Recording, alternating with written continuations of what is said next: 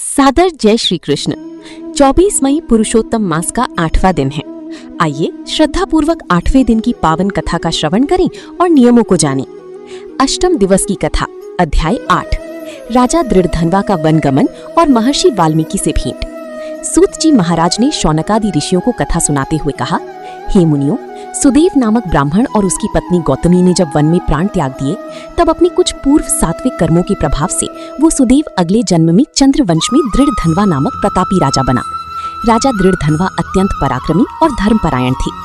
एक बार राजा अपनी विशाल सेना के साथ वन में शिकार खेलने गए। वन में शिकार करते करते राजा एक अत्यंत सुंदर हिरण के पीछे भागते हुए अपनी सेना से बहुत दूर निकल गए। घने जंगल में रास्ता भटक जाने के कारण राजा थक गए और प्यास से व्याकुल हो उठे।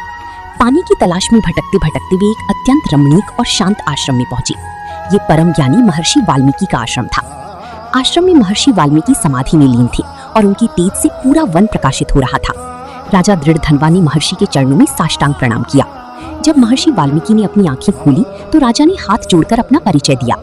त्रिकालदर्शी महर्षि वाल्मीकि ने अपने तपोबल से राजा के पूर्व जन्म सुदेव ब्राह्मण का सारा वृत्तांत जान लिया। महर्षि ने राजा का सत्कार किया और उन्हें बताया कि पूर्व जन्म में पुरुषोत्तम मास का अनादर करने के कारण ही उन्होंने दरिद्रता भोगी थी।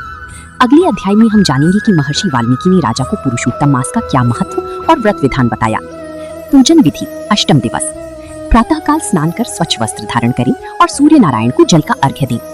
पूजा स्थल पर भगवान पुरुषोत्तम राधा कृष्ण की प्रतिमा के समक्ष शुद्ध घी का दीपक जलाएं।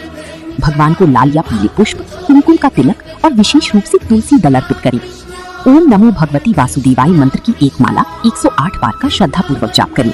सायंकाल के समय तुलसी माता के समीप और घर के मुख्य द्वार पर दीपदान अवश्य करें। दान सामग्री। अष्टम दिवस। पुरुषोत्तम मास में निष्काम भाव से किए गए दान का फल अक्षय होता है। कल 8वें दिन के लिए विशेष दान। 33 मालपुए का दान कांस्य या पीतल के पात्र में, यदि इस मास में अब तक न किया हो।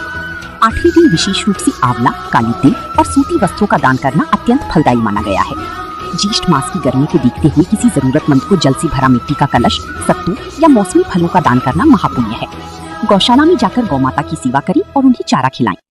आइए इस पावन पुरुषोत्तम मास में प्रभु की निष्काम भक्ति कर अपने जीवन की सभी कष्टों को दूर करें। शुभ पुरुषोत्तम मास। राधे राधे। वीडियो पसंद आई तो लाइक, शेयर और सब्सक्राइब जरूर करें।